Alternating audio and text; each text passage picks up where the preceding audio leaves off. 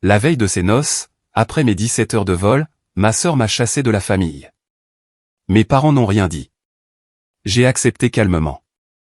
1 heure plus tard, changement de ton, mon téléphone affiche 108 appels manqués de sa part.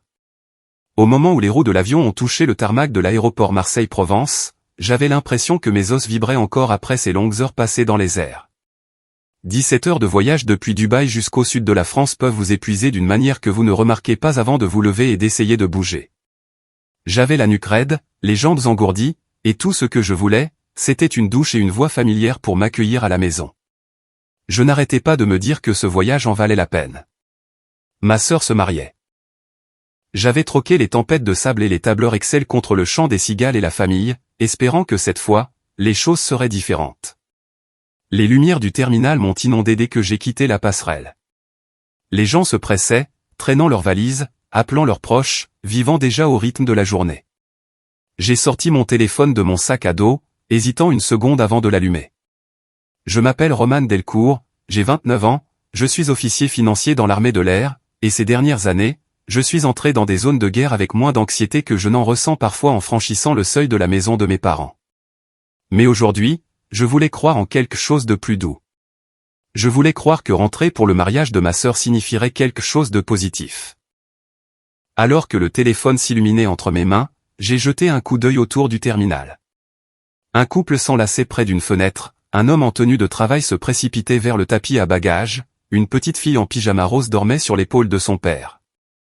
La vie semblait bruyante, ordinaire et chaleureuse. Mon pouce a survolé mes messages avec ma sœur, me demandant si elle était occupée à se préparer pour le dîner de répétition dans le Luberon, imaginant son sourire quand elle me verrait arriver sur le lieu de réception. Puis quelque chose en moi s'est adouci, en pensant à vous tous qui écoutez des histoires comme celle-ci, de la même manière que je le faisais lors de mes longues nuits en opération extérieure. Je me demande ce que vous faites en ce moment même pendant que vous écoutez, car lorsque ce moment m'est arrivé, je me tenais au milieu de l'aéroport de Marignane avec mon sac de sport qui me sciait l'épaule, essayant de calmer ma respiration avant d'envoyer un simple SMS qui pourrait tout changer. Si vous avez envie de partager, j'aimerais vraiment savoir d'où vous écoutez. Avec ce petit élan de courage, j'ai tapé un message à ma sœur. Je lui ai dit que j'avais atterri et que je la verrais bientôt. Rien de compliqué. Juste le genre de texto qui comble la distance entre deux personnes qui ont grandi dans la même maison mais ont dérivé vers des mondes différents.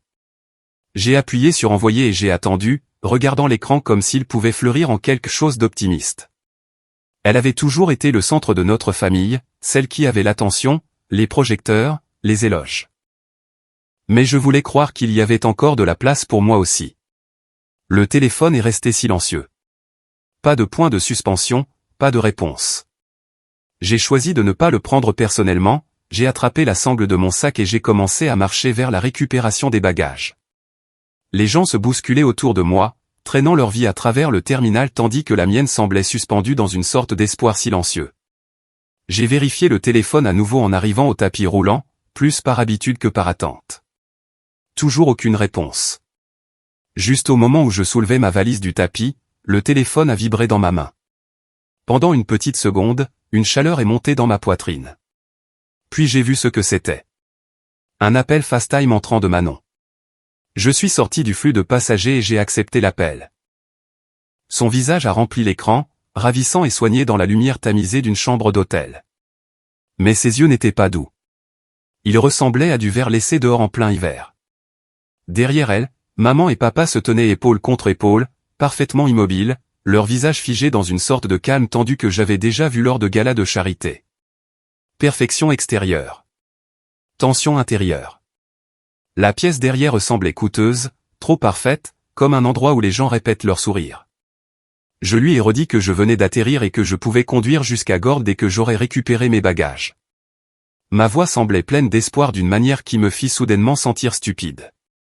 Manon ne répondit pas. Elle cligna des yeux une fois, lentement, comme si elle évaluait quelque chose. Maman regarda ailleurs. Papa croisa les bras plus fermement. Puis Manon leva le menton, se pencha plus près de la caméra, me regarda droit dans les yeux, comme si j'étais morte pour elle, et prononça la phrase qui brisa mon monde en une coupure nette. Ne viens pas au mariage. Tu ne fais plus partie de la famille. Les sons du terminal se fondirent en un bourdonnement lointain. J'attendais que maman s'avance pour adoucir le coup, que papa secoue la tête et dise que c'était un malentendu. Aucun d'eux ne le fit. Ils restèrent là, silencieux, unis, regardant leur fille aînée m'effacer du tableau comme on coupe le bord d'une photographie. J'ai senti ma gorge se serrer, mais ma voix resta stable. J'ai dit d'accord. Juste ça. Puis j'ai mis fin à l'appel et laissé l'écran devenir noir. Pendant un long moment, je suis resté immobile. Les gens me frôlaient, l'aéroport était bruyant et vivant tandis que quelque chose en moi devenait silencieux de cette façon lourde dont le deuil se déplace. J'ai ramassé ma valise et j'ai marché vers les portes coulissantes. Je n'ai pas pleuré. Je n'ai pas rappelé. L'air provençal à l'extérieur semblait plus chaud que la chambre d'hôtel que je venais de voir. J'avais à peine posé le pied sur le trottoir que mon téléphone vibra à nouveau. Je l'ai ignoré. Puis encore. Et encore. La vibration devint une pulsation contre ma jambe, implacable, croissante, insistante, comme quelqu'un qui martèle une porte verrouillée. Quand j'ai enfin sorti le téléphone de ma poche, les appels manqués s'empilaient plus vite que je ne pouvais les compter. 10, 20. 40. 70. Au moment où le flux a ralenti, le nombre sur l'écran était de 108. 108 appels manqués de personnes qui venaient juste de me dire que je n'étais plus leur famille. Je me tenais là sous le ciel du sud, le soleil descendant derrière les toits des voitures garées, me demandant ce qui pouvait bien les pousser à m'appeler autant de fois après m'avoir rejeté. Je ne le savais pas alors, debout sous le ciel de Provence avec 108 appels manqués illuminant mon écran, mais tout ce qui s'était passé dans cet aéroport remontait à un seul coup de téléphone que j'avais reçu quelques jours plus tôt alors que j'étais encore à Dubaï.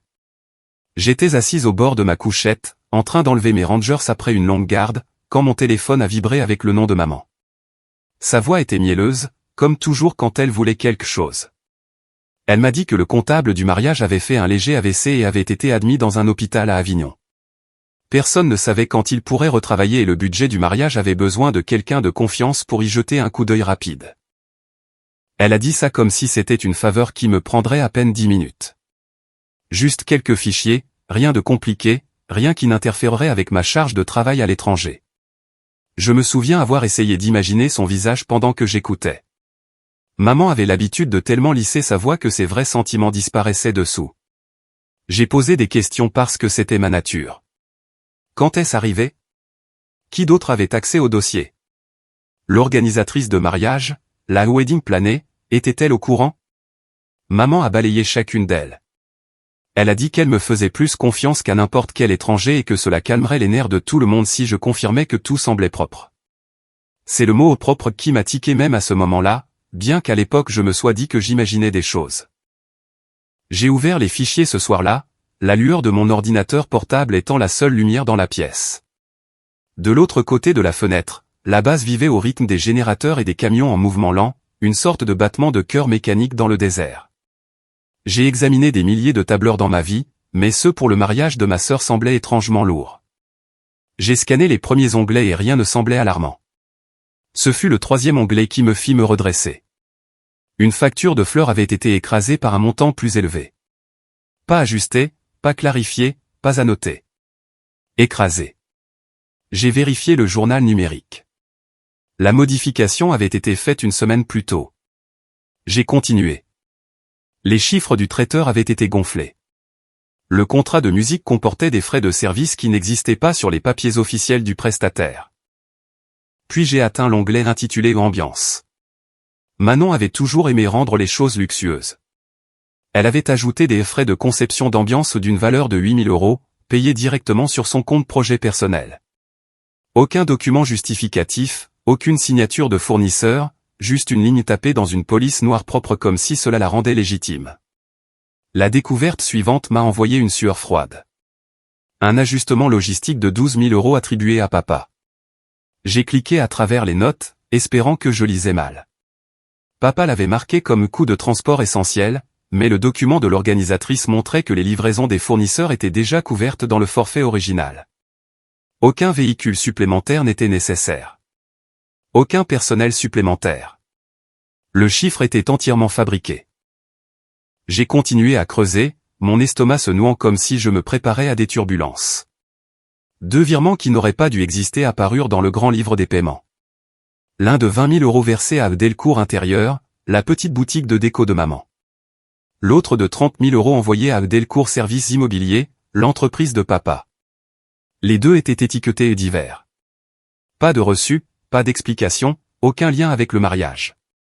Au moment où j'ai atteint la page de résumé, la différence totale me fixait comme une fusée éclairante dans la nuit. 72 000 € qui n'avaient leur place nulle part dans un budget de mariage légitime. De l'argent détourné. De l'argent caché. De l'argent qui sortirait directement de la poche de la famille du marié. Pendant un long moment, je suis resté figé, mes doigts planant au-dessus du clavier. Je pouvais entendre deux de mes collègues rire faiblement dans le couloir et le doux ronronnement de la climatisation au-dessus de moi. Tout ce qui était ordinaire continuait de bouger tandis que quelque chose en moi basculait. Cela m'a frappé lentement mais avec poids. Ils n'économisaient pas d'argent. Ils ne couvraient pas un coût inattendu. Ils utilisaient le mariage de ma sœur pour combler les trous de leurs propres entreprises en faillite. Ils avaient construit une vie sur l'image depuis si longtemps qu'ils ne se souciaient plus de qui en payait le prix. Et ils m'avaient demandé, à moi, leur fille qui travaillait dans la finance, de mettre mon nom sur leur gâchis. J'ai reculé mon siège du bureau et me suis levé, faisant les 100 pas dans la chambre étroite. Le carrelage était froid sous mes pieds. Mes mains tremblaient. Des souvenirs remontèrent, des souvenirs d'années où l'on m'avait dit que j'étais trop sérieuse, trop directe, trop obsédée par les détails. Papa avait toujours dit que je me concentrais sur les mauvaises choses. Cette fois, les mauvaises choses étaient la vérité. Ma vérité était que 72 000 € n'était pas une erreur d'arrondi. C'était une fraude. Je me rassis et tirai les dossiers plus près. Mon travail n'avait jamais été de protéger qui que ce soit des conséquences, mais en regardant ces chiffres, j'ai compris pourquoi maman avait parlé si doucement au téléphone. Pourquoi vantait-elle ma fiabilité? Il savait exactement ce qu'il faisait, et il voulait que je le valide. Il voulait que je devienne partie prenante de leur illusion. Cela me fit mal à la poitrine, à un endroit qui était sensible depuis des années. Je ne voulais pas croire que ma propre famille m'utiliserait comme ça, mais la preuve était juste là, en noir et blanc. J'ai fixé le tableur à nouveau, attendant une vague de doute qui ne vint jamais. La vérité s'était installée, et il n'y avait pas moyen de faire semblant. Ils n'avaient pas peur de perdre de l'argent. Ils avaient peur d'être exposés. Ils avaient peur de moi. C'est dans ce moment calme, avec le bruit du générateur dehors et la nuit du désert pressant contre les fenêtres, que j'ai compris quelque chose que je ne m'étais jamais pleinement avoué. Ma famille avait passé des années à façonner le monde pour qu'il corresponde à leur image. Ils tordaient la réalité chaque fois que cela les arrangeait. Et quelqu'un comme moi, qui traitait avec des faits, de la clarté et de la responsabilité, était devenu une menace sans jamais avoir eu l'intention de l'être. J'ai fermé l'ordinateur portable lentement, comme si le fermer trop vite risquait de faire déborder les chiffres. Mes mains tremblaient encore. Je me suis adossé à la chaise et j'ai pressé mes paumes contre mes yeux, respirant profondément pour me stabiliser. Je pensais aider avec quelques fichiers. Au lieu de cela, j'avais découvert la vraie raison pour laquelle il me dirait plus tard que je n'étais pas de la famille. J'étais tombé directement sur la vérité qu'il cherchait désespérément à cacher. Je suis resté sur cette chaise longtemps après avoir fermé l'ordinateur, fixant l'écran noir. La pièce autour de moi semblait trop calme, trop sombre, trop petite pour contenir le poids de ce que j'avais découvert. J'ai laissé ma main tomber sur mes genoux et j'ai expiré un souffle lent qui tremblait plus que je ne l'aurais voulu. C'était étrange comme même adulte, même en tant que personne à qui l'on confie des budgets gouvernementaux et des audits de mission, je ressentais toujours ce vieux tiraillement familier dans la poitrine, celui qui disait « Ne contrarie pas la famille. Garde la paix. Reste à ta place. » J'avais grandi en ravalant mes questions, en adoucissant les angles, en faisant la chose responsable pendant que Manon pouvait être la rayonnante, l'expressive, la fille dont les erreurs étaient pardonnées avant même que l'encre ne sèche. Mais ce n'était pas une chambre en désordre ou une corvée oubliée. C'était 72 000 € qui ne nous appartenaient pas, et mon nom ne serait pas celui qui aiderait à le cacher. Mon téléphone était posé à côté de moi sur le bureau. Je l'ai pris, j'ai hésité, puis j'ai appelé maman. Elle a répondu presque immédiatement. Je pouvais entendre le cliquetis de quelque chose en arrière-plan, peut-être une casserole ou une planche à découper, et pendant un instant, cela m'a fait penser à mes 10 ans, assise sur l'îlot de la cuisine pendant qu'elle coupait des légumes pour le dîner, félicitant Manon pour son gala de danse tout en me tendant une liste de corvées pour le lendemain matin. Sa voix portait cette même intonation chaleureuse maintenant, comme si elle l'avait enveloppée de ruban avant de me l'attendre. Je lui ai dit ce que j'avais trouvé. Pas tout d'un coup, mais lentement, prudemment, comme on parle à quelqu'un d'un objet fragile qu'on a peur qu'il ne laisse tomber. J'ai attendu de la surprise ou de l'inquiétude. Au lieu de cela, elle m'a donné le même ton doux et patient qu'elle utilisait chaque fois que Manon s'écorchait le genou ou cassait un vase. Elle m'a dit de ne pas me stresser, que les grands événements venaient toujours avec des coups inattendus. Elle a dit que la famille du marié était aisée et pouvait facilement absorber la différence. Elle a fait comme si je faisais des histoires pour rien. J'ai pressé ma main contre mon front, essayant de rester stable. Je l'ai interrogée sur les lignes spécifiques, les factures écrasées et les transferts. Elle a dit que c'était probablement un malentendu. Elle a dit que je ne devrais pas inquiéter papa avec ça parce qu'il était sous pression. Cette dernière partie a fait se serrer quelque chose au fond de moi. Je lui ai demandé de me le passer. J'ai entendu qu'elle l'appelait, ses pas traversant la maison. Un instant plus tard, la voix de papa est arrivée, ferme et impatiente. Il a demandé ce qu'il se passait. J'ai tout expliqué à nouveau, cette fois plus directement, moins doucement. Je lui ai dit que les contrats ne correspondaient pas aux charges. Je lui ai dit que les virements étaient enregistrés d'une manière qui ne passerait jamais un audit fournisseur. Je lui ai dit que n'importe quel examen financier repérerait les erreurs immédiatement. Il y eut une pause, puis il laissa échapper un souffle sec et dit que c'était une stratégie commerciale. Il a dit que la famille du marié avait les poches profondes, et que si quelqu'un méritait un coup de pouce, c'était nous. Il a dit que les familles s'entraidaient, et que c'était ainsi qu'il couvrait ce qu'il appelait des écarts de trésorerie. J'ai fermé les yeux un instant et j'ai laissé ces mots pénétrer. Papa avait toujours tourné les choses pour se protéger. Quand j'avais 13 ans et qu'il avait oublié de venir me chercher à l'école, il avait dit que j'aurais dû le lui rappeler. Quand j'avais 16 ans et qu'il avait raté mon concert, il m'avait dit que je ne devrais pas m'attendre à ce qu'il soit partout. Quand Manon avait crashé la voiture familiale sur une route enneigée, il l'avait réconforté et avait dit que ce n'était pas sa faute. Quand j'avais eu un 14 en maths, il m'avait assise et m'avait demandé pourquoi je ne m'appliquais pas mieux. C'était le rythme de notre maison. Chaleur pour une fille, attente pour l'autre. Et pourtant, l'entendre justifier une tromperie délibérée frappait différemment maintenant. Cela rendait l'air lourd dans mes poumons. Je lui ai posé une dernière question. Je lui ai demandé s'il comprenait que 72 000 € n'était pas une erreur d'arrondi, pas un petit dérapage, pas quelque chose qui pouvait être balayé d'un revers de main. Il s'est tu un moment. Puis il m'a dit que si j'arrêtais de creuser, personne ne le saurait jamais. C'est à ce moment-là que j'ai réalisé que j'avais atteint le point où mon intégrité et ma loyauté envers ma famille se tenaient de part et d'autre d'une ligne. Je savais de quel côté j'appartenais. Pourtant, entendre papa rejeter tout ce que je défendais ressemblait à une main se resserrant autour de mon cœur. L'appel a changé à nouveau lorsque Manon s'est jointe à la conversation. Je l'ai entendue avant qu'elle ne dise quoi que ce soit, cette inspiration rapide qu'elle prenait quand elle était sur le point d'argumenter. Sa voix est parvenue, tranchante. Elle a dit que je montais les choses en épingle. Elle a dit que je gâchais sa semaine de mariage. Elle a dit que c'était la seule fois dans sa vie qui méritait la perfection, et que je trouvais des moyens de la saboter. Elle m'a dit qu'ajuster des chiffres sur un tableur n'était pas un crime. Elle a dit que je devrais penser à l'image de la famille, pas à pinailler sur le budget. J'ai essayé de lui rappeler qu'elle et son fiancé avaient signé des contrats avec des prestataires et que de l'argent réel était impliqué. Elle m'a interrompu et a dit que j'essayais toujours d'être l'héroïne, toujours à essayer de réparer des choses que personne ne m'avait demandé de réparer. Elle a dit qu'elle souhaitait que je puisse être un soutien pour une fois. L'entendre dire ça a ramené des flashs de l'enfance, des moments où sa voix portait toujours plus de poids que la mienne. Quand je voulais faire quelque chose de différent ou dire quelque chose d'impopulaire, papa soupirait et maman inclinait la tête et me disait de ne pas commencer d'histoire. Manon levait les yeux au ciel, et je rapetissais un peu plus, juste pour garder la paix. J'avais appris tôt comment me plier pour prendre moins de place. Maintenant, elle était là à nouveau, me demandant de me plier autour de ses erreurs. Je lui ai dit non. Le mot est sorti calme mais ferme. Je leur ai dit à tous que je ne changerais pas les chiffres.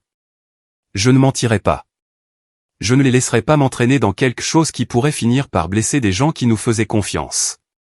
Le silence qui suivit fut profond et froid. Papa le brisa le premier, disant que j'étais dramatique. Maman a dit que j'avais mal compris.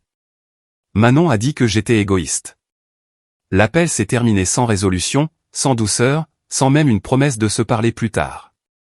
Il s'est terminé comme tant de conversations difficiles s'étaient terminées dans notre maison, avec moi me sentant comme une étrangère debout dans l'embrasure de la porte. Pendant un moment après avoir raccroché, je me suis demandé s'il existait une version de moi-même qui aurait pu regarder ailleurs. Quelqu'un qui aurait pu lisser les chiffres juste assez pour calmer la tempête. Quelqu'un qui pourrait se glisser dans le schéma de notre famille comme une personne se glisse à nouveau dans un vieux manteau même quand il ne lui va plus. Mais cette version de moi n'existait plus. Peut-être n'avait-elle jamais existé. Je me suis retourné vers l'ordinateur portable et j'ai ouvert un email vierge. Le curseur clignotait, attendant. J'ai commencé à taper. Chaque phrase semblait lourde mais nécessaire. J'ai joint le fichier corrigé avec chaque chiffre rétabli à ce que les fournisseurs avaient convenu à l'origine. J'ai écrit l'écart total en toutes lettres, 72 000 €, pour qu'il ne puisse être ni ignoré ni mal interprété. Je les ai exhortés à rendre cet argent à la famille du marié. Je leur ai dit qu'une excuse, sincère et rapide, empêcherait des dommages irréparables.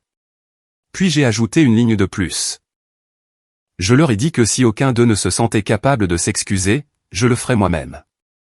Je ne laisserai pas leurs actions retomber sur les épaules de personnes innocentes. Quand j'ai fini, j'ai relu chaque ligne. L'email était calme et direct, mais pas dur. Je ne les avais pas attaqués ni blâmés. J'avais simplement dit la vérité et ce qui devait se passer ensuite. Mon doigt a plané sur le bouton envoyer. Mon cœur battait lourdement dans ma poitrine. Envoyer l'email signifiait que je franchissais complètement cette ligne, choisissant mes propres valeurs plutôt que le confort de prétendre que tout allait bien. J'ai appuyé sur envoyer. Le message a disparu de mon écran. J'ai ressenti un étrange mélange de soulagement et d'effroi. Soulagement d'avoir parlé clairement. Effroi pour ce que je savais arriver. J'ai fait mes valises, plié mon uniforme et placé mes carnets dans la poche latérale. La chambre semblait plus petite avec chaque objet que je déplaçais. Quand j'ai fini, je me suis assise sur ma couchette et j'ai regardé vers la petite fenêtre où une tranche de nuit désertique s'étendait au-delà du verre. Parfois, la base semblait être le seul endroit où j'avais le droit d'être honnête. Là-bas dans le noir, les véhicules grondaient et les générateurs bourdonnaient, des hommes et des femmes accomplissaient un travail qui comptait, non pas parce qu'il était glamour, mais parce qu'il était réel. Je me suis allongé sur le matelas fin, j'ai fermé les yeux, et j'ai ressenti ce genre de fatigue qui s'installe profondément dans les os. J'ai pensé aux années derrière moi, au moment à notre vieille table de salle à manger quand papa se penchait en avant et expliquait comment le monde fonctionnait pendant que Manon hochait la tête comme s'il était professeur, alors que je me demandais si le monde qu'il décrivait était même vrai. J'ai pensé aux après-midi d'été où maman emmenait Manon acheter des robes pour le bal de promo pendant que je restais à la maison pour passer l'aspirateur ou aider papa au jardin. J'ai pensé au fait où mes accomplissements étaient reconnus poliment tandis que ceux de Manon étaient célébrés comme des défilés. Pas des choses cruelles, juste de petites choses qui s'accumulaient en un schéma. Les pièces d'une fondation qui ne m'avait jamais tout à fait soutenu. Malgré tout, une partie de moi avait toujours espéré qu'il me verrait clairement un jour. Pas comme la fille qui gérait les responsabilités, pas comme la fiable sur qui il pouvait s'appuyer en cas de besoin, mais comme une personne avec ses propres limites et sa propre valeur. Envoyer cet email ressemblait à lâcher cet espoir, ou du moins à le mettre quelque part de plus sûr, quelque part qui ne dépendait pas de leur approbation. Le matin est arrivé vite. La moitié de la nuit était passée sans que je le sache. J'ai embarqué sur mon vol au départ de Dubaï le cœur lourd mais la colonne vertébrale droite. Une fois l'avion dans les airs, la fatigue m'a envahi et m'a entraîné vers le fond. Les moteurs bourdonnaient. La cabine s'est assombrie. Mon corps s'est détendu dans le sommeil. Quelque part au-dessus des océans et des continents, pendant que je dormais la joue contre le hublot froid, ma famille a ouvert l'email. Ils ont vu les chiffres corrigés. Ils ont vu la trace complète des transferts. Ils ont vu les 72 000 € étalés clairement devant eux. Ils ont vu ma suggestion qu'une excuse pourrait être la seule voie à suivre. Ils m'ont vu sortir du rôle qu'ils m'avaient toujours assigné. La fille obéissante. La réparatrice. La silencieuse. Ils ont vu la vérité, et la vérité a allumé une mèche que je ne pouvais pas voir depuis cette cabine d'avion plongée dans l'obscurité. Au moment où j'ai rouvert les yeux, étirant mon cou raide et clignant des yeux sous les lumières tamisées de la cabine, cette mèche les avait déjà atteints, et l'explosion avait déjà commencé. Je me suis réveillé au doux clic des lumières du plafond et au bruissement des passagers s'étirant alors que l'avion amorçait sa descente. Pendant un moment, j'ai gardé les yeux fermés. Suspendu entre Dubaï et Marseille, j'étais en apesanteur, intouché par la tempête qui m'attendait au sol. Je n'avais aucune idée que pendant que je dormais, mon email avait détonné à l'intérieur de la maison de mes parents comme une grenade. Au moment où je tirais mon sac à dos de sous le siège, la tension traversait déjà la cuisine des Delcourt. Maman a vu le fichier la première. Elle se tenait au comptoir avec ses lunettes de lecture basse sur le nez, faisant défiler le tableur corrigé que j'avais envoyé. Les vrais totaux. Les annotations. La comparaison nette avec les contrats des fournisseurs. Les 72 000 € qui ne pouvaient être excusés. Sa première émotion ne fut pas la culpabilité. Ce fut l'offense. Elle a dit à papa que j'étais ingrate, rigide, trop sérieuse pour mon propre bien. Elle a dit que je les avais humiliés en écrivant tout au lieu de leur faire confiance pour gérer cela en privé. Pour maman, le méfait n'était pas la manipulation des chiffres. C'était mon refus de protéger le récit familial. Papa s'est penché par-dessus son épaule et a compris immédiatement que ce n'était pas quelque chose dont il pourrait se sortir par la parole. Papa avait passé sa vie à contourner les règles, à arrondir les angles, à charmer pour effacer ses erreurs. Mais les chiffres n'avaient aucune de cette flexibilité. Les chiffres gardaient des reçus. Les chiffres gardaient leur propre genre de vérité. Et la vérité dans ce fichier lui faisait peur. Il a dit que j'attaquais la famille. Il a dit que je menaçais l'avenir de Manon. Il a dit qu'aucune fille loyale n'enverrait quelque chose comme ça juste avant le mariage. Manon faisait les 100 pas dans la cuisine, les bras enroulés autour d'elle-même. Je n'étais pas là pour le voir, mais je pouvais l'imaginer exactement. Respiration rapide. Yeux écarquillés. Le genre de panique qu'elle réservait à tout ce qui osait la rendre moins que parfaite. Elle a pleuré en disant que je voulais les projecteurs sur moi. Elle a prétendu que j'étais jalouse. Elle a insisté sur le fait que je l'avais toujours détestée. Elle cherchait désespérément quelqu'un à blâmer, et me blâmer avait toujours été le moyen le plus simple de la calmer. Mais sous toutes leurs accusations se trouvait quelque chose de plus profond et de plus froid. La peur. Parce que le fichier que j'avais envoyé était hermétique. Clair. Horodaté. Impossible à tordre sans mentir ouvertement. N'importe qui en dehors de la famille comprendrait exactement ce qui avait été fait dès qu'il le lirait. Et cette réalisation les terrifiait tous les trois.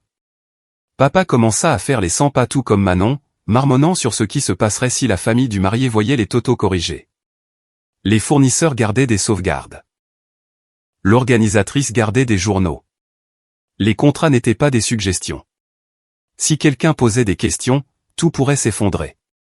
Et cet effondrement ne pointerait que dans une seule direction. Leurs mains.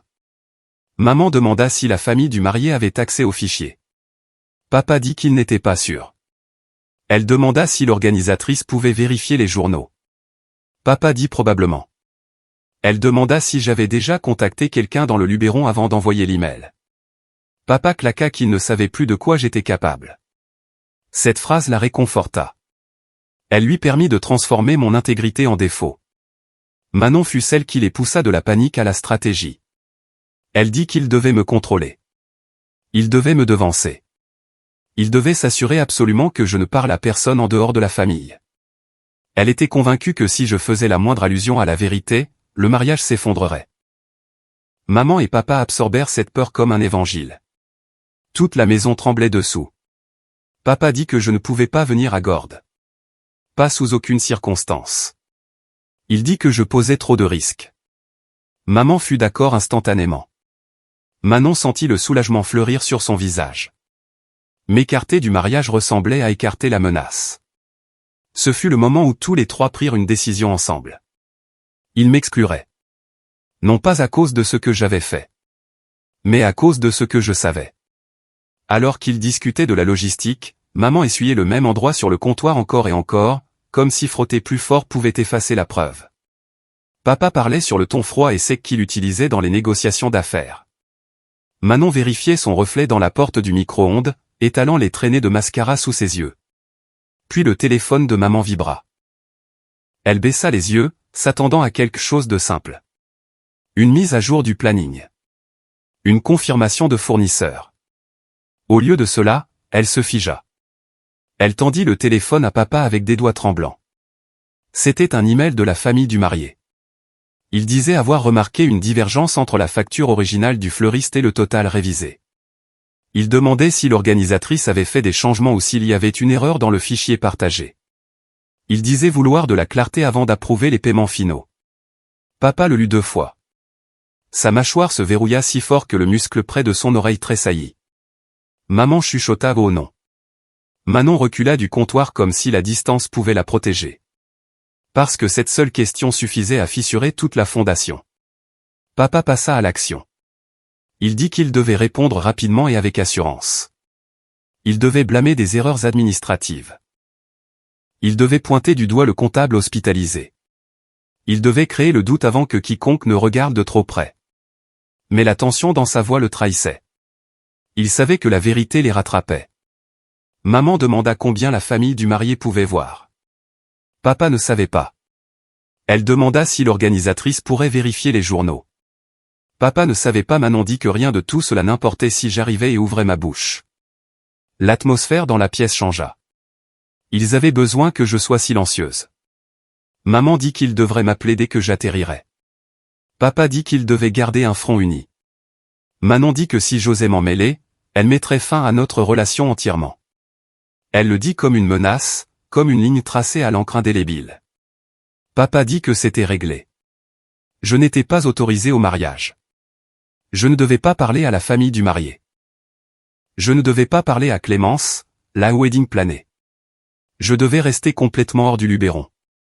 Et pour eux, cela semblait raisonnable. Parce qu'ils croyaient que le vrai danger n'était pas ce qu'ils avaient fait, mais que je puisse refuser de mentir pour eux. Pendant qu'ils fabriquaient leur histoire autour de la table, la famille du marié envoya un autre email. Celui-ci plus pointu.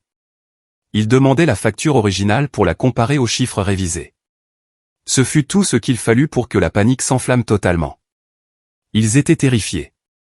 Acculés. Unis dans leur décision de me faire taire.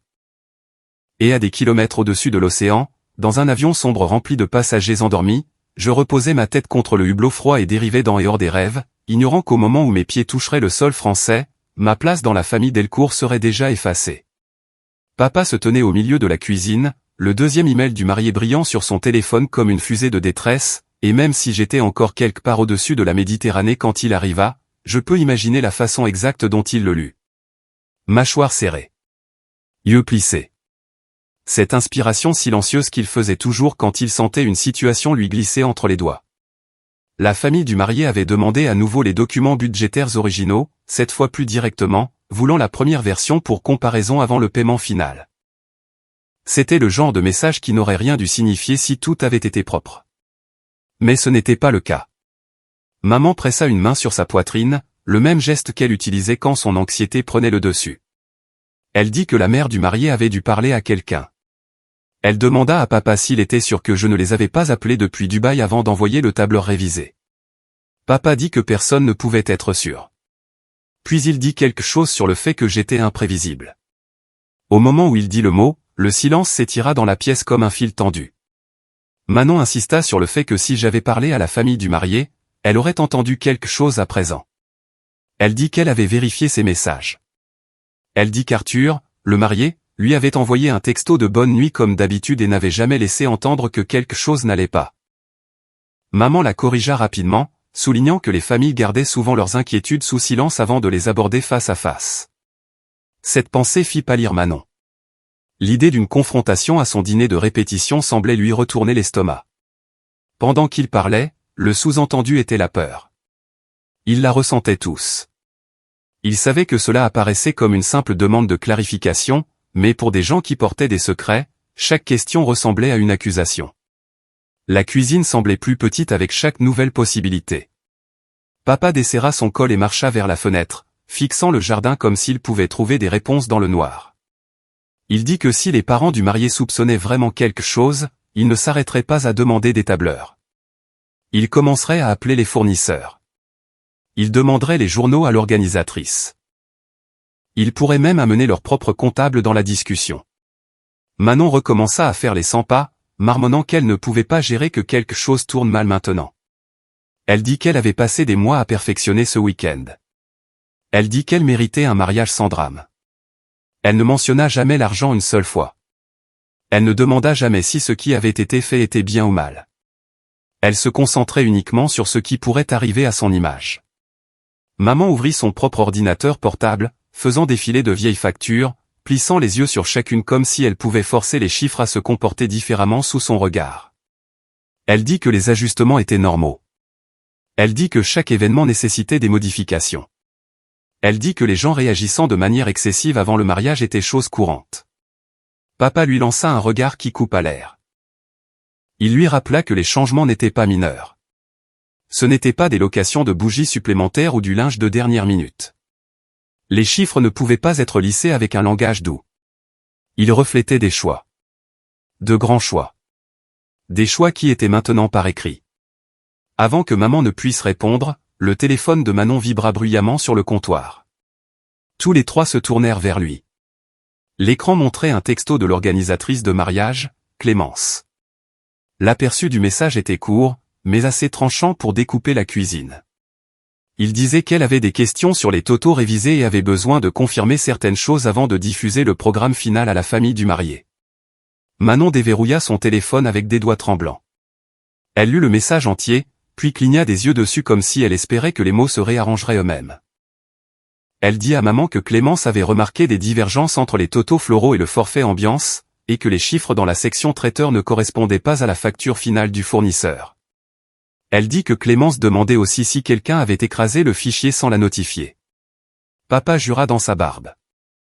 Il dit que les organisatrices de mariage étaient trop perspicaces pour leur propre bien. Il dit qu'elle remarquait tout. Maman lui dit de baisser la voix parce que Manon était déjà au bord des larmes. Elle alla aux côtés de sa fille et lui frotta les épaules, lui disant que tout serait géré. Mais ses yeux continuaient de se tourner vers papa, le pressant de trouver une solution. Papa retourna à la table et s'assit lourdement, tapotant un doigt contre le bois. Tap, tap, tap. Le même rythme qu'il utilisait pour calculer les risques. Il dit que si l'organisatrice soupçonnait quelque chose de plus profond, ce ne serait qu'une question de temps avant qu'elle ne demande les versions antérieures du budget. Il dit que si elle les obtenait, elle verrait immédiatement les ajouts. Il dit que c'était pourquoi la situation devait être contenue rapidement. Manon dit qu'il devait m'appeler. Elle dit qu'il devait s'assurer que je sache ne parler à personne. Elle dit qu'il devait devancer tout ce que je pourrais dire. Papa acquiesça, mais son expression se tendit. Il dit que m'appeler trop tôt pourrait me mettre la puce à l'oreille. Il dit que je pourrais me braquer si je sentais la panique. Maman contesta, insistant sur le fait que le silence était dangereux. Elle dit que personne ne savait ce que je pensais. Elle dit que je pourrais déjà prévoir de parler aux parents du marié une fois atterri. Ils se tournèrent tous en direction du couloir où le calendrier familial était accroché. Un petit cercle rouge marquait le jour de mon vol. Maman plissa les yeux vers la note. Elle dit que j'aurais dû atterrir bientôt, ou que j'atterrirais dans l'heure. Elle dit qu'attendre plus longtemps était idiot. Puis elle regarda Manon, ses yeux stables et urgents. Elle lui dit qu'elle devait m'appeler au moment où je descendrais de l'avion. Elle dit que cela devait venir d'elle. Elle dit que je serais plus réceptive à ma sœur qu'à l'un ou l'autre des parents. Elle dit que Manon devait garder sa voix calme, mais ferme.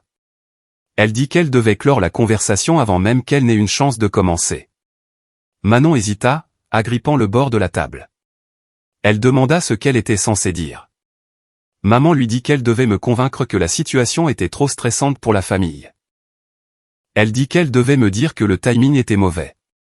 Elle dit qu'elle devait dire clairement que le mariage était délicat et que ma présence pourrait embrouiller les choses. Papa ajouta que Manon devrait insister sur l'unité. Il dit qu'elle devrait utiliser des phrases comme garder la paix et se concentrer sur ce qui compte. Il dit que si nécessaire, elle pourrait aussi dire que la famille de la mariée avait besoin d'espace supplémentaire pour gérer les tâches de dernière minute. Mais Manon secoua la tête. Elle dit que les raisons douces ne suffiraient pas. Elle dit que je verrais clair à travers. Maman fit une pause, sa bouche se serrant. Elle regarda papa, puis revint à Manon. Elle dit que Manon devait faire ce qu'elle devait pour s'assurer que le message passe. Son ton était calme mais lourd, comme si elle avait accepté quelque chose qu'elle ne voulait pas dire à voix haute. Manon prit une inspiration. Elle carra les épaules. Elle répéta les mots qu'elle utiliserait. Et c'étaient les mêmes mots qu'elle me dit à l'aéroport. Froid. Tranchant. Définitif. Ne viens pas au mariage. Tu ne fais plus partie de la famille. Elle les chuchota presque au début, testant leur forme dans l'air. Puis elle les dit plus fort. Papa hocha la tête. Maman hocha la tête. L'accord s'installa dans la pièce. Ce n'était pas une décision temporaire. C'était une solution. Un bouclier. Une ligne. Dehors, le vent, le Mistral peut-être, pressait contre les fenêtres. La maison semblait trop immobile. Manon marcha jusqu'à l'évier et s'aspergea le visage d'eau, séchant ses joues avec une serviette. Elle avait besoin d'avoir l'air composé, dit-elle. Elle avait besoin de paraître sûre. Elle demanda si je riposterais. Maman dit que je pourrais argumenter, mais que je ne crierais pas. Elle dit que je n'avais jamais crié. Elle dit que je n'aimais pas la confrontation. Elle dit que c'était pour ça que le message devait être brutal. Elle dit que l'ambiguïté laisserait de la place à l'espoir. Papa se leva à nouveau et vérifia son téléphone pour la 3e fois, faisant défiler ses emails, lisant et relisant les messages du marié. Il dit qu'il devait répondre bientôt, mais qu'il devait savoir comment façonner leur réponse avant de le faire. Il dit que me contacter en premier était critique. Il dit qu'une fois qu'ils auraient assuré mon silence, tout le reste pourrait être géré. Il continuait de marmonner l'expression récit contrôlé, comme si le dire assez ferait que le plan devienne réel. Maman planait derrière lui. Elle voulait envoyer la réponse aux parents du marié immédiatement. Elle dit que plus il tardait, plus cela semblerait suspect. Papa lui rappela que sans savoir ce que je pourrais dire, leur récit pourrait s'effondrer en quelques minutes.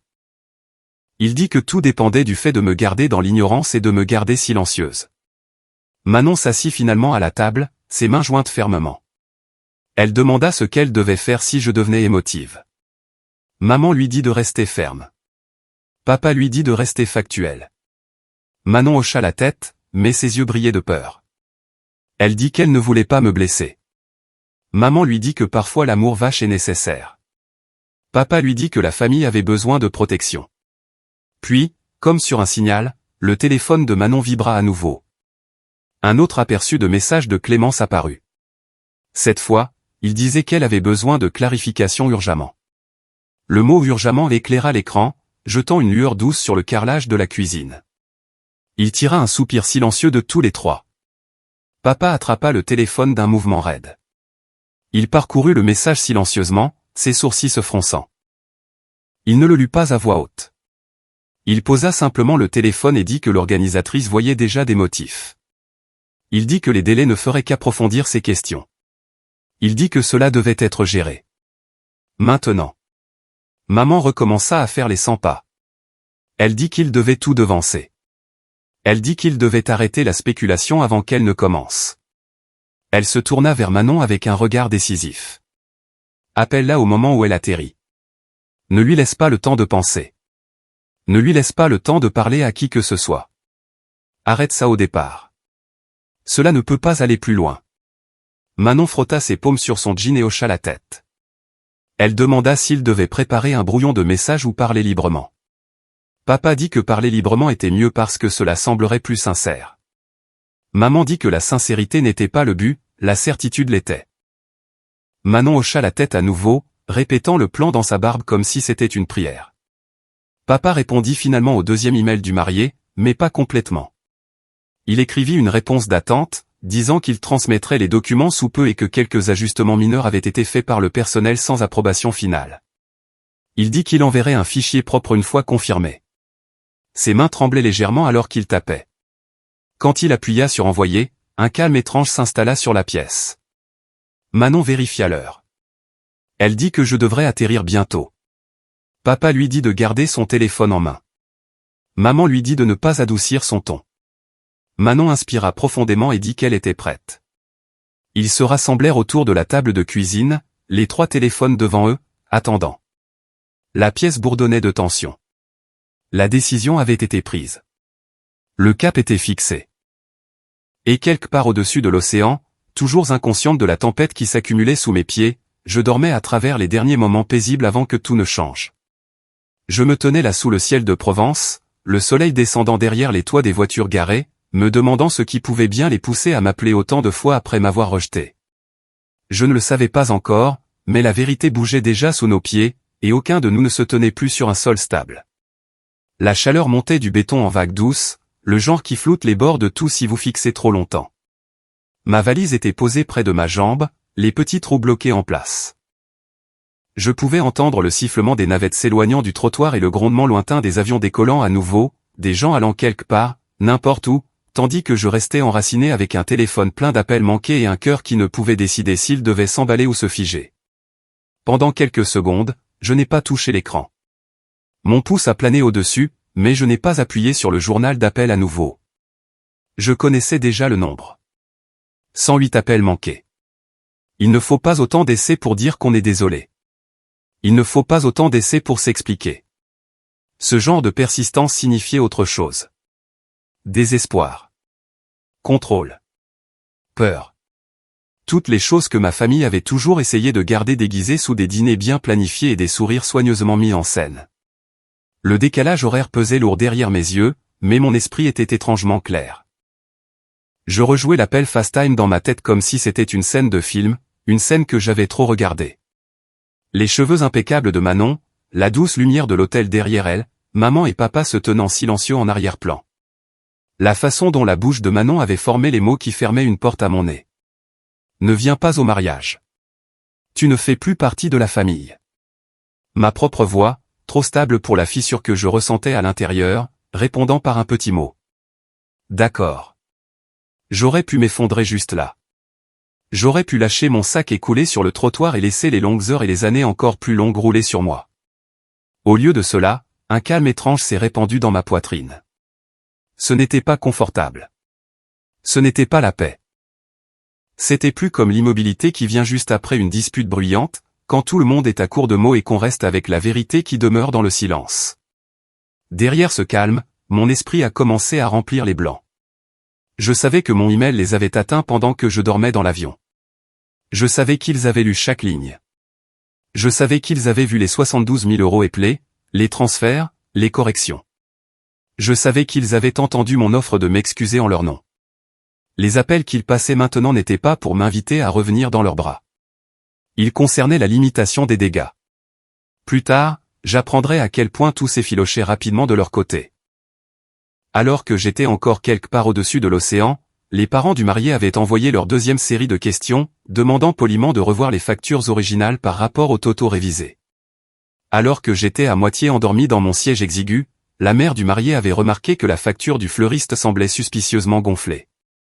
Alors que je marchais dans le terminal à Marseille, traînant mon sac vers les portes coulissantes, l'organisatrice de mariage, Clémence, envoyait des textos à Manon à propos de divergences étranges dans plusieurs sections du budget. Je ne savais pas tout cela encore, mais je connaissais ma famille. Je savais à quelle vitesse ils transformaient la peur en blâme. Je savais avec quelle facilité ils pouvaient se convaincre que j'étais le problème, pas les choix qu'ils avaient faits. J'avais grandi en les regardant lisser des vérités inconfortables avec un joli langage. On m'avait demandé trop de fois de laisser passer les choses pour le bien des apparences. J'ai déverrouillé mon téléphone et ouvert mes messages. La première série d'appels manqués appartenait à Manon. L'un après l'autre, espacés d'une minute ou deux, comme si elle essayait de forcer son chemin à travers le silence. Puis sont venues les tentatives de maman, regroupées comme si elle avait pris le téléphone de ma sœur entre des sanglots ou des leçons de morale. Puis j'ai vu les appels de papa, moins nombreux mais espacés, comme s'ils s'étaient éloignés, avaient essayé de penser aux bons mots, puis avaient replongé. Il y avait aussi des messages vocaux, de petits points rouges alignés en rang. Je ne les ai pas écoutés. Quelque chose dans mes tripes me disait exactement ce qu'ils contiendraient. La voix de Manon oscillant entre larmes et colère. Maman suppliant et grondant dans le même souffle. Papa bas et sévère, m'avertissant de ne pas sortir du rang. J'avais entendu ces schémas toute ma vie. Je n'avais pas besoin qu'ils soient rejoués ici, debout sur un trottoir taché d'huile et de traces de pneus. Au lieu de cela, j'ai ouvert ma conversation par SMS avec Lucas. Son dernier message disait qu'il était presque à l'aéroport et qu'il s'était garé au parking courte durée. Il avait envoyé une petite blague sur les bouchons marseillais et demandé si je voulais un café ou juste filer direct hors de la ville. Ma gorge se desserra un peu à la pensée de sa présence stable. Après des mois à l'étranger, l'idée de quelqu'un étant content de me voir, juste moi, ressemblait à une bouée de sauvetage. Je lui ai envoyé un mot rapide disant que j'étais dehors près de la zone de dépose minute et j'ai décrit le poteau près duquel je me tenais, plus par habitude que par nécessité. Le téléphone vibra immédiatement avec sa réponse. Il était en route depuis le parking et serait là dans quelques minutes. Simple. Solide. Pas de drame. Alors que je glissais le téléphone dans ma main, un autre appel de Manon vibra sur l'écran. Le nom clignota large et insistant, encadré par la même photo de sœur que nous avions prise il y a des années quand les choses entre nous semblaient encore sauvables. Je l'ai regardé sonner. 5 secondes. 10, 15. Le bouton vert attendait mon pouce. Je l'ai laissé passer. L'appel s'est terminé, puis a recommencé, cette fois de maman. J'aurais pu répondre. J'aurais pu rentrer dans la boucle, écouter leurs explications, leurs exigences, leurs peurs. J'aurais pu être tiré à nouveau dans le rôle que j'avais toujours joué, celle qui calmait les choses, qui donnait du sens, qui sacrifiait son confort pour apaiser le leur. Mais j'ai pensé au regard sur le visage de Manon quand elle m'a dit que je n'étais pas de la famille. J'ai pensé à maman fixant le sol au lieu de me regarder. J'ai pensé aux bras croisés de papa alors qu'il regardait et ne disait rien. Pour une fois, je n'ai pas bougé vers ce feu. J'ai choisi de ne pas brûler. Les appels continuaient d'arriver. Manon encore, puis papa, puis un numéro que je reconnus comme le téléphone fixe de la maison. Ça ne s'arrêterait pas tout seul, réalisais-je. Il continuerait à marteler cette porte numérique jusqu'à ce que quelqu'un réponde ou que la batterie meure. J'ai ouvert les réglages et glissé le petit bouton qui mettait la sonnerie en silencieux. Le téléphone vibra une fois de plus puis tomba silencieux, l'écran s'illuminant encore avec des appels qui ne faisaient plus aucun son. 108 appels manqués s'accumuleraient au cours de l'heure suivante, mais j'ai choisi, à ce moment-là, de ne pas en entendre un seul sonner. Les portes coulissantes s'ouvrirent à nouveau derrière moi, et un groupe de voyageurs se déversa sur le trottoir, traînant leurs propres histoires derrière eux dans du plastique et du tissu. Je me suis décalé légèrement sur le côté, faisant de la place, et puis j'ai vu Lucas se faufiler à travers la foule, scannant les visages. Il semblait plus grand que dans mes souvenirs, ou peut-être était-ce juste la familiarité de le voir debout sur le sol natal au lieu d'un écran vidéo. Cheveux bruns, rides du soleil autour des yeux, un t-shirt gris simple et un jean. Il ne portait pas de fleurs, pas de grands gestes, juste ses clés de voiture et le genre de stabilité en laquelle j'avais appris à avoir confiance. Quand ses yeux se posèrent sur moi, ils s'adoucirent. Il marcha droit vers moi et me tira dans une étreinte sans rien dire au début. Je me suis laissé aller contre lui, sentant la pression solide d'un autre être humain qui ne voulait rien de moi sauf moi-même. Pendant quelques longues secondes, le bruit de l'aéroport s'est fondu en arrière-plan à nouveau, cette fois non pas par le choc, mais par le confort d'avoir quelqu'un qui ressemblait à un endroit sûr. « Tu as l'air épuisé », dit-il finalement, sa voix basse et chaude. Je pouvais entendre l'inquiétude sans qu'il ait besoin de l'habiller. « Long vol », répondis-je, me reculant. J'ai essayé de paraître décontracté, mais quelque chose dans mon ton fit que ses yeux cherchèrent mon visage un peu plus près. Il regarda derrière moi vers la valise, puis vers ma main agrippant toujours le téléphone.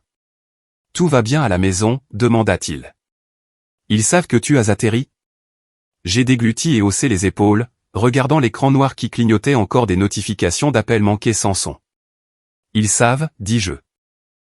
Puis, parce que mentir avait déjà fait assez de dégâts dans ma vie, j'ajoutai « Ils ont appelé. » Beaucoup. « Combien c'est beaucoup ?» demanda-t-il doucement. J'ai hésité, puis expiré. 108 appels manqués, dis-je, prononçant le nombre à voix haute pour la première fois. Cela semblait ridicule à l'air libre, comme quelque chose qui appartenait à un drame plutôt qu'à la vie réelle. Il laissa échapper un souffle bas et secoua la tête. « Ça a l'air d'être beaucoup plus que juste vérifier si tu as bien atterri, dit-il. Il s'est passé quelque chose ? J'ai réfléchi à combien en dire juste là, à portée d'oreille des inconnus et sous les yeux attentifs des caméras de sécurité. J'ai pensé à résumer, à dire qu'il y avait eu quelques tensions sur les plans du mariage. Mais tension était un mot trop doux pour ce qui venait de se passer. Au lieu de cela, j'ai croisé son regard et j'ai dit, calmement, ils m'ont dit de ne pas venir au mariage. Ils m'ont dit que je ne suis plus de la famille. Sa mâchoire se serra si subtilement que quelqu'un d'autre l'aurait manqué. Il ne sauta pas immédiatement dans la colère en mon nom, ne commença pas à maudire mes parents ou à demander pourquoi. Il m'a juste regardé, vraiment regardé, comme s'il essayait de mesurer la taille du coup et jusqu'où il m'avait atteinte. « Tu veux t'asseoir dans la voiture avant qu'on en parle ?» demanda-t-il après un instant. « Tu as l'air d'être debout depuis trop longtemps. » J'ai hoché la tête. La fatigue me rattrapait à nouveau, s'enroulant autour de mes chevilles comme du sable mouillé. Nous avons attrapé ma valise ensemble et nous sommes dirigés vers le parking, les roues sautant sur chaque fissure du trottoir. Le soleil était plus bas maintenant, peignant tout dans cette lumière orange brûlée unique aux soirées provençales. Pendant que nous marchions, mon téléphone restait silencieux dans ma main, vibrant sans son à chaque fois qu'un autre appel échouait à percer. Je pouvais voir leur nom clignoter dans le coin de ma vision, comme les fantômes d'une vie qui s'était toujours attendue à ce que je me tourne vers elle. Mais je ne l'ai pas fait. Dans la cage d'escalier du garage, l'air frais frôlait ma peau surchauffée.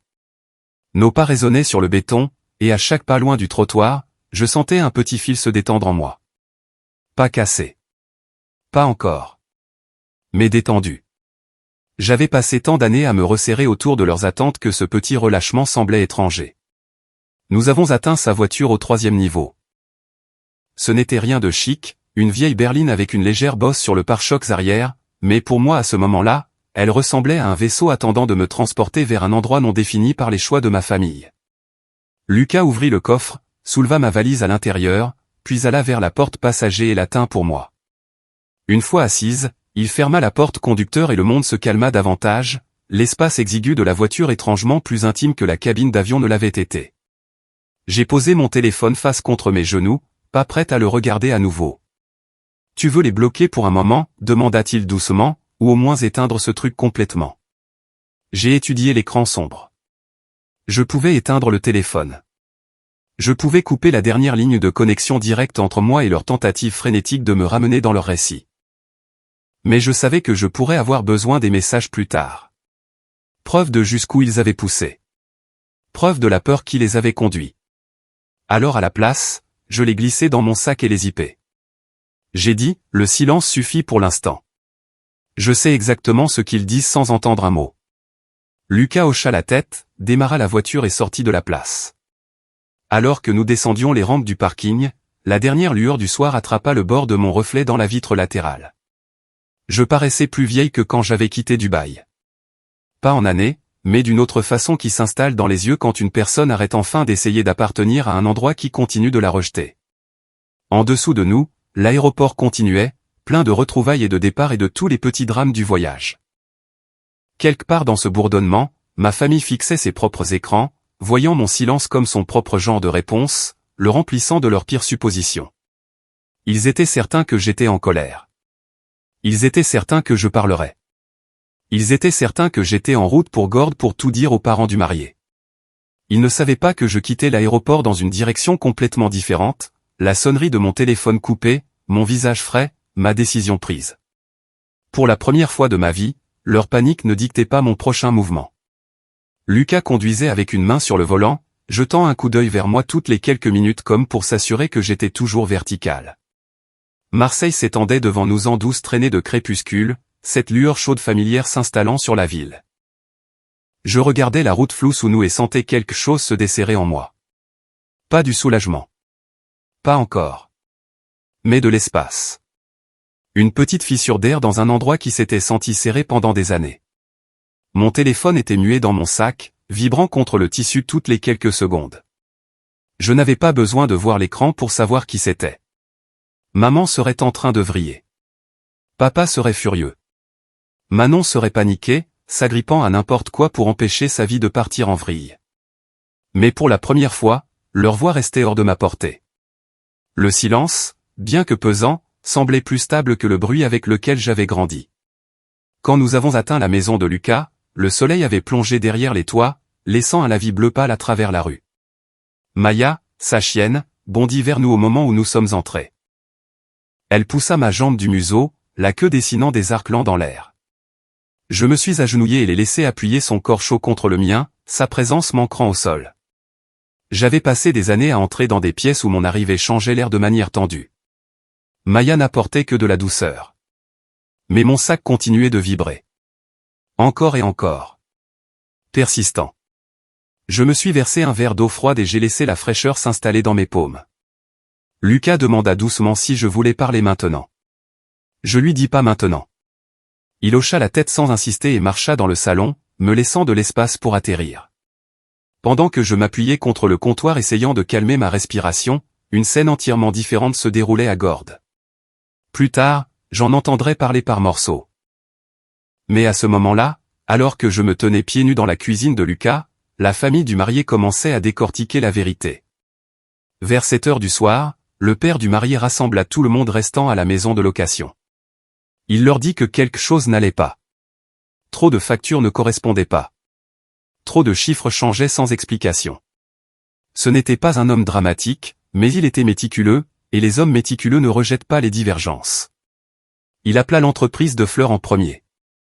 La propriétaire, qui avait fait des mariages depuis plus de 20 ans, confirma les totaux originaux et dit qu'elle n'avait jamais émis de facture révisée. Elle n'avait jamais doublé les charges. Jamais altéré les quantités. Elle transféra tout son fil de discussion au père du marié pendant qu'ils étaient encore au téléphone. La pièce devint silencieuse. Ensuite, ils appelèrent la décoratrice d'ambiance. Quand la mère du marié l'interrogea sur les frais d'ambiance de 8 000 €, la décoratrice fit une pause. Puis elle dit qu'elle n'avait pas de frais de conception d'ambiance dans sa tarification. Elle n'avait jamais facturé ce montant à personne. Elle vérifia ses dossiers 2 fois et ne trouva toujours rien. Ce fut le moment où la panique dans la pièce se transforma en certitude. Clémence, qui était assise tranquillement au bord de la réunion, ouvrit son ordinateur portable et compara le fichier budgétaire partagé à sa propre copie. Elle vit immédiatement ce que j'avais vu des jours plus tôt. Des chiffres qui n'avaient pas leur place. Des totaux qui contredisaient les contrats. Des chiffres qui n'avaient pas simplement bougé mais avaient été réécrits. Elle essaya d'appeler ma mère. Pas de réponse. Elle essaya d'appeler Manon. Directement sur messagerie. Puis, presque à contre-cœur, elle fit défiler jusqu'à mon nom. Elle hésita, car me contacter signifiait reconnaître que quelqu'un à l'intérieur de la famille n'avait peut-être pas été honnête. Mais elle appuya sur appeler quand même.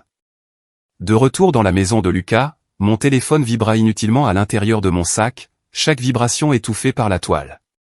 Clémence laissa un message vocal me disant qu'elle avait besoin de clarté, que la famille du marié exigeait des réponses qu'elle ne pouvait pas fournir. Sa voix tremblait à la fin. Elle raccrocha, retourna à la table et dit au père du marié qu'il devrait demander les journaux système du dossier partagé. Il accepta immédiatement. Ces journaux montreraient tout. Chaque modification. Chaque horodatage. Chaque empreinte numérique. Quand les journaux arrivèrent, personne ne parla pendant un long moment. 9 modifications séparées. 9 changements au cours des dernières semaines. Chaque modification estampillée avec un identifiant d'appareil.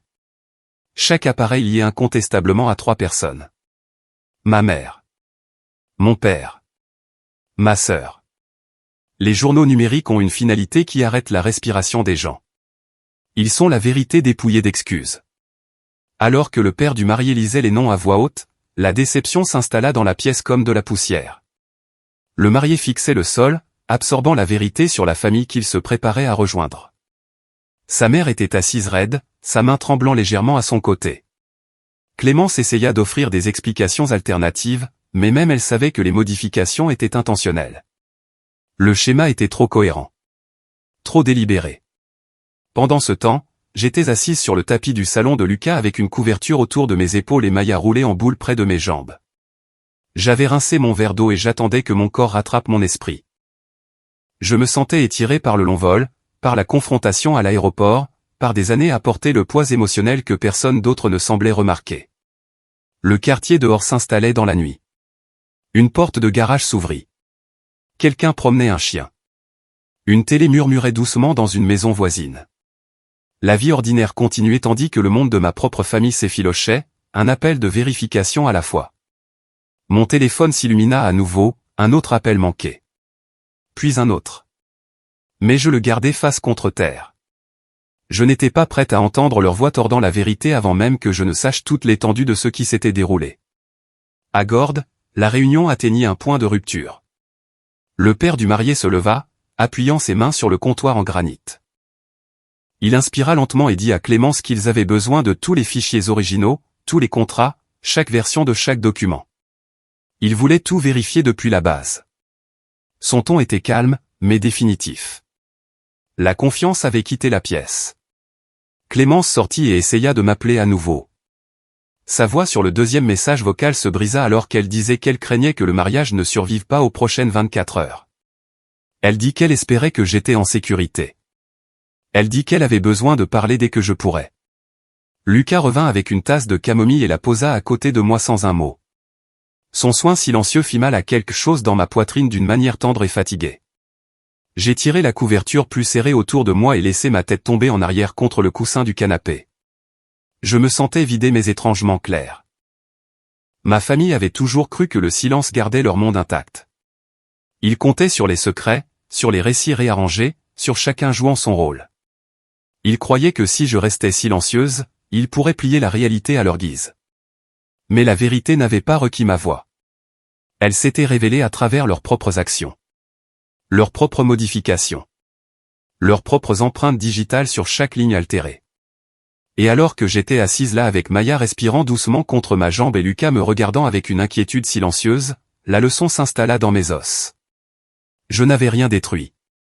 J'avais simplement arrêté de porter le poids de leurs mensonges. Mon téléphone vibra à nouveau, un faible tremblement contre la couverture. Je n'ai pas cherché à l'atteindre. La nuit semblait calme, curieusement paisible, comme la pause avant qu'une tempête n'éclate enfin. Et quelque part dans le Luberon, la vérité qu'ils avaient essayé si dur d'enterrer montait à la surface, intouchée par quoi que ce soit que j'avais fait. Et la vérité, maintenant libre des ombres, ne faisait que commencer à faire surface. Je me suis réveillé dans la chambre d'amis de Lucas avec la bouche sèche et les membres lourds, le genre de poids qui vient de plus que le décalage horaire. La lumière du soleil poussait à travers les stores en rayures pâles. Pendant un moment, je me suis laissé imaginer que c'était un matin ordinaire, mais alors le souvenir de l'aéroport se remit en place. L'appel FaceTime. Les mots ne fait plus partie de la famille. Les 108 appels manqués qui s'étaient empilés ensuite. Mon téléphone était enterré dans mon sac comme quelque chose de toxique. Quand je l'ai finalement sorti, l'écran était rempli d'appels manqués, de messages vocaux et de textos. Je n'ai ouvert aucun des textos de ma famille. À la place, j'ai vu le nom de Clémence, stable et familier dans le chaos. Elle avait laissé 2 messages vocaux. Dans le premier, elle disait que la famille du marié avait passé en revue les factures et trouvé des totaux discordants. Les fournisseurs niaient les charges plus élevées. Elle avait vérifié les journaux du fichier budgétaire et vu 3 noms répétés. Ma mère, mon père et ma sœur. Le deuxième message vocal était plus court. Les parents du marié avaient convoqué une réunion au domaine ce matin. Ils voulaient des réponses sur les 72 000 € manquants. Clémence disait qu'elle croyait que je pourrais être la seule prête à dire la vérité. Je me suis assise au bord du lit après la fin du message, fixant le sol. Ma famille m'avait exclu avant que je n'ai prononcé un seul mot à qui que ce soit en dehors de notre foyer. Pourtant maintenant, le cauchemar qu'ils craignaient se déroulait, non pas à cause de moi, mais à cause de ce qu'ils avaient fait. Quand j'ai rappelé Clémence, elle a répondu instantanément. J'ai tout expliqué de ce qui s'était passé à Dubaï, les contrats, les divergences, le fichier corrigé que j'avais envoyé à mes parents par email. Je lui ai dit que je n'avais contacté le marié ou sa famille à aucun moment. Elle a dit que cela correspondait aux journaux. Chaque modification après l'hospitalisation du comptable provenait d'appareils liés à mes parents et à Manon. Elle a dit que le père du marié avait vu les journaux et ne les avait pas pris à la légère. Puis elle a demandé si je viendrais au domaine. Pas pour choisir un camp. Pour s'assurer que les chiffres étaient représentés honnêtement. J'ai accepté. Dans la cuisine, Lucas se tourna de la cafetière et jeta un seul regard à mon visage. Je lui parlais des factures et de la réunion à Gordes. Il ne demanda pas si j'étais prête. Il demanda seulement s'il voulait que je conduise. La route vers le nord se déroulait en longues étendues de paysages provençaux et de roches rouges montantes. Mon téléphone était posé face visible sur mes genoux, s'illuminant de messages de maman, papa et Manon. Je n'en ai ouvert aucun. Je regardais seulement leurs noms apparaître et disparaître, me demandant s'ils suppliaient, menaçaient, ou les deux. Le parking du domaine était bondé, mais l'atmosphère semblait feutrée. Le hall bourdonnait de chuchotements bas. Le personnel parlait à voix basse, les demoiselles d'honneur étaient assises tendues dans des robes assorties, et personne ne souriait. Clémence nous retrouva près des ascenseurs. Elle remercia Lucas, puis me dit que la réunion avait déjà commencé. La famille du marié, ma famille, et un représentant de l'entreprise du père du marié étaient à l'intérieur. Elle leur avait dit que je pourrais arriver. Avant d'ouvrir la porte, elle demanda si j'étais sûr. J'ai dit oui, bien que mes genoux semblassent instables. Quand je suis entré dans la pièce, l'air semblait épais d'accusation et de peur. Des papiers encombraient la table. Factures, tableur et le journal des modifications étaient posés devant tout le monde comme des preuves déjà préparées pour un verdict. La famille du marié était assise ensemble d'un côté. Le père du marié portait des lunettes de lecture basse sur le nez. Son expression était calme mais bordée de déception. Sa femme se tenait droite, les mains soigneusement jointes. Arthur, le marié, avait l'air épuisé, comme s'il avait été éveillé toute la nuit. De l'autre côté se tenaient mes parents et Manon. Le mascara de maman avait coulé. Papa se penchait en arrière les bras croisés, la mâchoire rigide. Manon semblait pâle et tendue, les épaules voûtées. Le père du marié me demanda de m'asseoir. Sa voix était mesurée alors qu'il expliquait les incohérences qu'ils avaient trouvées. Les fournisseurs avaient confirmé que les charges gonflées n'étaient pas les leurs. Il tint le journal du fichier budgétaire et dit clairement qu'ils avaient besoin de comprendre pourquoi les factures avaient été altérées et pourquoi 72 000 € étaient apparus. Papa parla le premier. Il blâma la confusion après l'urgence de santé du comptable. Il sous-entendit que le travail précédent du comptable aurait pu créer les incohérences. Le père du marié poussa le journal vers lui et pointa les horodatage. Toutes les modifications avaient été faites après que le comptable soit allé à l'hôpital. Il lut les noms associés à ces modifications. Ma mère. Mon père. Manon. Le silence suivit. Maman commença à pleurer, insistant qu'elle avait seulement essayé d'aider. Elle dit qu'elle faisait confiance à papa et Manon pour gérer le budget. Ces explications s'en mêlèrent en excuses qui ne clarifiaient rien. Manon leva le menton et dit que les mariages étaient fluides. Les coûts changeaient. La famille du marié était assez riche pour que les ajustements n'importent pas. Puis elle se tourna vers eux et dit que rien de tout cela ne serait arrivé si je n'étais pas allé fouiner. Elle m'accusa d'années de jalousie, prétendant que j'avais voulu exposer quelque chose qui ne me regardait pas. Le père du marié me regarda, attendant. J'ai pris une lente inspiration. Pendant des années, j'avais été conditionné à rétrécir dans des moments comme celui-ci. Pas aujourd'hui. J'ai dit que ma mère m'avait demandé de revoir le budget depuis Dubaï à cause de l'hospitalisation du comptable. J'ai dit que j'avais comparé chaque ligne au vrai contrat des fournisseurs et trouvé de sévères divergences. J'ai dit que les 72 000 € supplémentaires ne correspondaient à aucune charge légitime. J'ai dit que j'avais corrigé le fichier et l'avais envoyé à mes parents en privé, recommandant qu'ils rendent les fonds et offrent des excuses. J'ai dit que je n'avais jamais contacté la famille du marié ou aucun fournisseur. Clémence ajouta que les journaux confirmaient ma version. Mes corrections avaient été écrasées par des modifications ultérieures faites depuis les appareils de ma famille. La mère du marié demanda doucement pourquoi je n'étais pas venu vers eux immédiatement quand j'avais remarqué le problème. Je lui ai dit la vérité. J'avais espéré que ma famille choisirait l'intégrité d'elle-même. Je ne voulais pas les embarrasser. Je n'avais jamais imaginé qu'ils transformeraient cet espoir en munition. Le père du marié plia ses lunettes et demanda directement à mes parents où l'argent supplémentaire était destiné à aller. Papa dit que c'était compliqué, qu'ils étaient sous pression financière, qu'ils avaient tant investi pour nous élever qu'ils sentaient qu'ils méritaient une certaine latitude. Le père du marié dit que la fausse représentation n'était pas de la grâce. C'était de la malhonnêteté. Maman essaya à nouveau, pleurant plus fort, disant qu'ils avaient été débordés et avaient fait des erreurs mais n'avaient jamais voulu de mal. Elle essaya de transformer cela en une histoire de sacrifice. Le marié parla calmement. Il dit qu'il ne doutait pas de leur stress, mais qu'il doutait de leur choix. Il dit que la confiance comptait dans le mariage, et que cela ébranlait cette confiance à sa fondation. La colère de Manon s'enflamma. Elle m'accusa à nouveau, disant que j'avais détruit son mariage et l'avais humilié. Je me suis tourné vers elle et j'ai dit que je n'avais rien détruit. J'avais seulement arrêté de le couvrir. La mère du marié ferma les yeux, comme si elle voyait enfin l'image entière. Le père du marié hocha la tête, puis dit qu'il ne pouvait pas aller de l'avant avec la cérémonie. La fondation entre les familles était fissurée. Ils avaient besoin de temps pour tout réévaluer. Le marié dit à Manon qu'il l'aimait, mais qu'il ne pouvait pas ignorer ce qui s'était passé. Il dit qu'il devait reporter le mariage indéfiniment. Manon chercha sa main. Il se recula. La nouvelle se répandit dans le domaine immédiatement. Les invités firent leurs valises. Certains pleurèrent. La plupart chuchotèrent. Un week-end destiné à la célébration se dissolvait en sorties silencieuses. Quand la famille du marié quitta la pièce, la mère du marié me fit un petit signe de tête. Cela me fit mal et me réconforta tout à la fois. Je me levai pour partir. Mes jambes tremblaient, mais je restais droite. Papa m'atteignit avant que j'atteigne la porte. Son visage était rouge vif, les yeux brûlants d'une rage qui n'avait nulle part où aller. Il me pointa du doigt et cria que je n'étais plus sa fille. Sa voix résonna dans le couloir. Maman sanglotait. Manon me fixait avec un mélange de choc et d'amertume. Mais les mots ne me brisèrent pas. Je vis mon père clairement pour la première fois. Un homme qui liait l'amour à l'obéissance. Un homme qui utilisait la famille comme levier.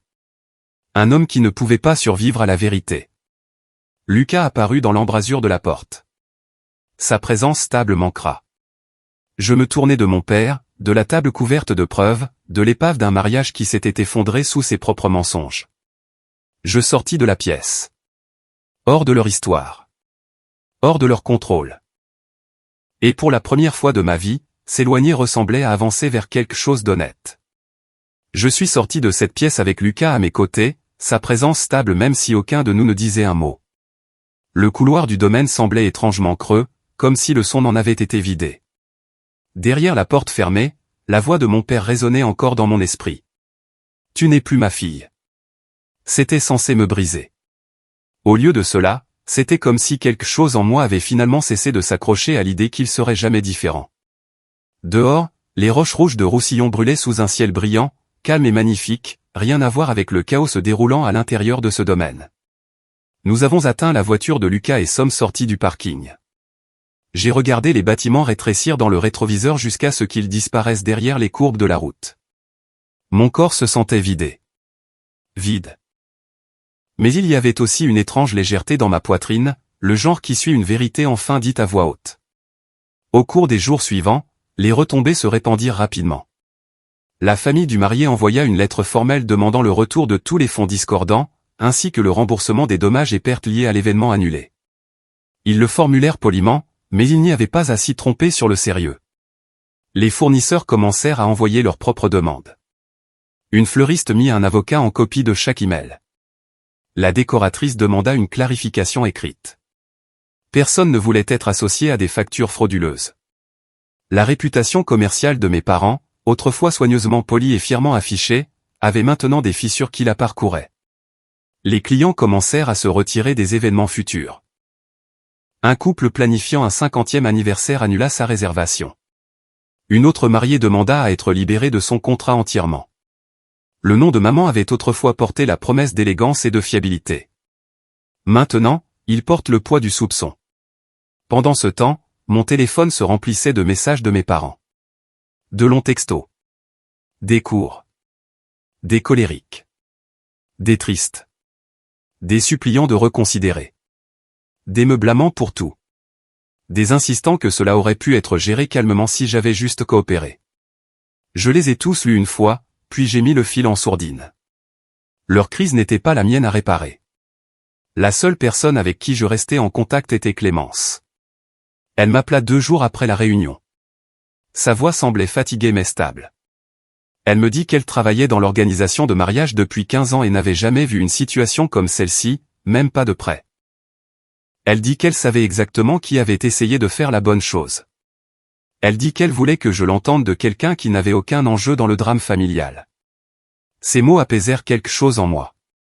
C'est surprenant à quel point cela peut être guérisseur d'avoir une personne, même périphérique, dire « j'ai vu ce qui s'est vraiment passé ». Une semaine complète passa avant que j'entende parler de Manon. Son nom apparut sur mon écran tard dans l'après-midi. Un message. Court. Elle écrivait que je l'avais sauvée, même si elle ne l'avait pas mérité. Elle demandait si nous pouvions nous rencontrer quelque part de neutre. Elle dit qu'elle ne voulait pas que maman ou papa soient impliqués. J'ai accepté. Nous nous sommes rencontrés dans un petit café attaché à une librairie à mi-chemin entre chez son amie et Aix-en-Provence. Quand je suis entré, je l'ai vue déjà assise. Elle se leva, hésita, et puis me donna une étreinte rapide et maladroite. Elle semblait plus petite que dans mes souvenirs, pas physiquement, mais en esprit. Ses yeux étaient nus, ses cheveux tirés en un chignon lâche, sa posture affaissée. Elle ressemblait à quelqu'un qui avait finalement manqué d'endroit où se cacher. Nous avons commandé du café et nous sommes assises dans un box au coin. Pendant un long moment, nous n'avons pas parlé. Puis elle a finalement commencé à parler, sa voix douce et instable. Elle m'a dit qu'Arthur avait officiellement rompu les fiançailles. Il avait été respectueux mais ferme, lui disant qu'il ne pouvait pas construire une vie avec quelqu'un dont la famille avait violé sa confiance. Il dit qu'il avait besoin d'honnêteté dans un mariage, et pour l'instant il ne savait pas où elle se situait au milieu de toute la tromperie. Elle m'a dit que les fournisseurs avaient fait circuler l'histoire en privé.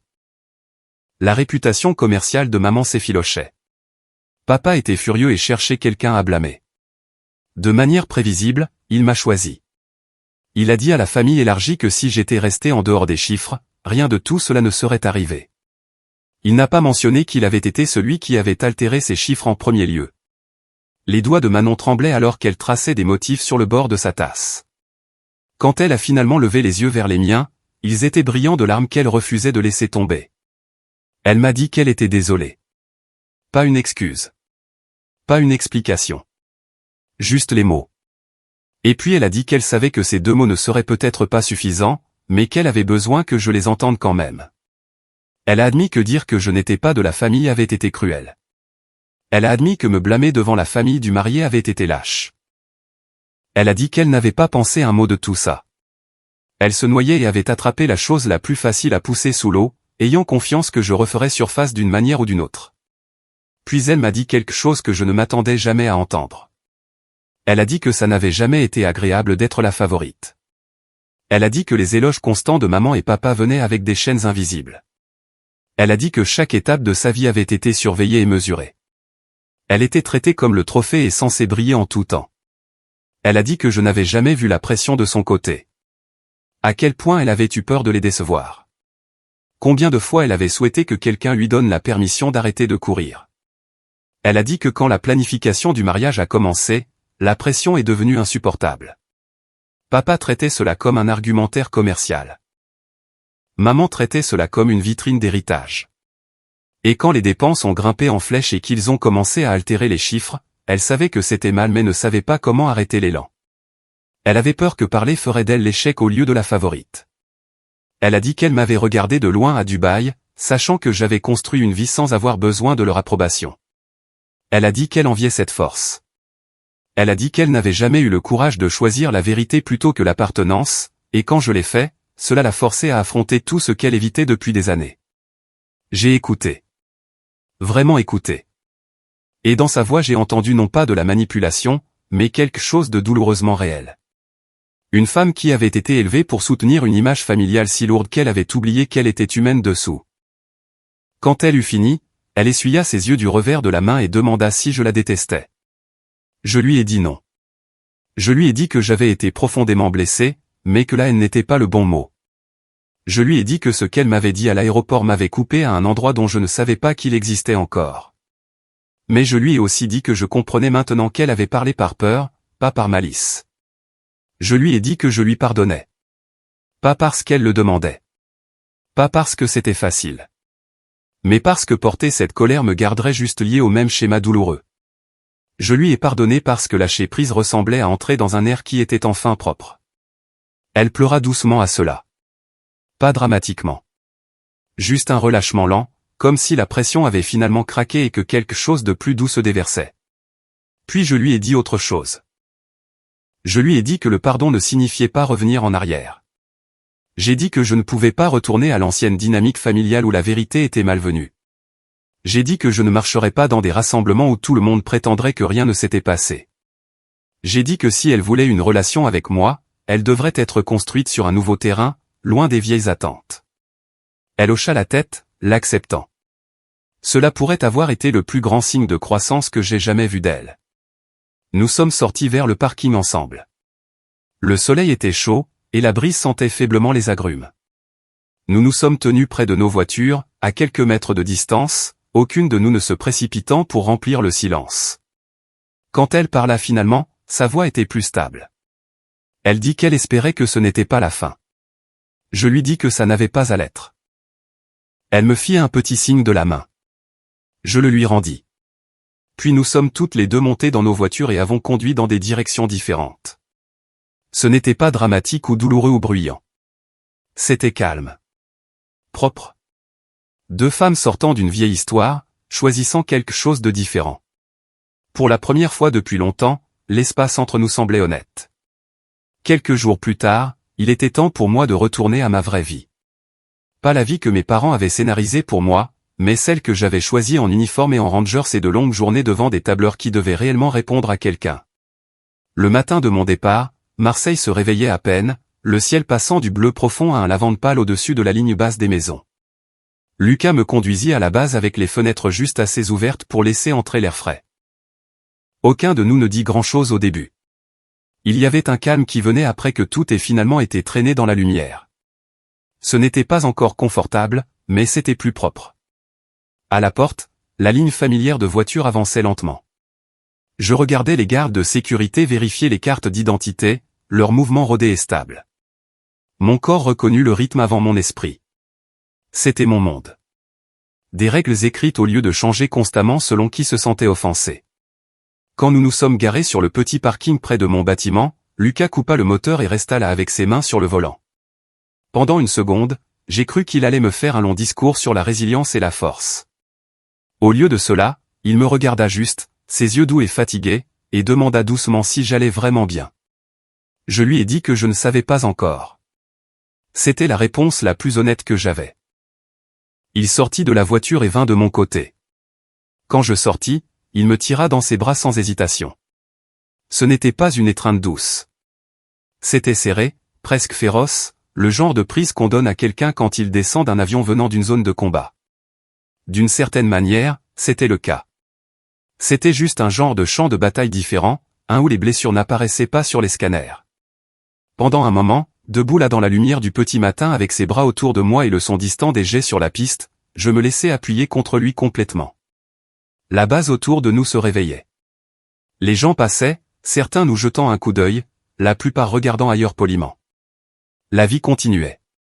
Finalement, je reculai.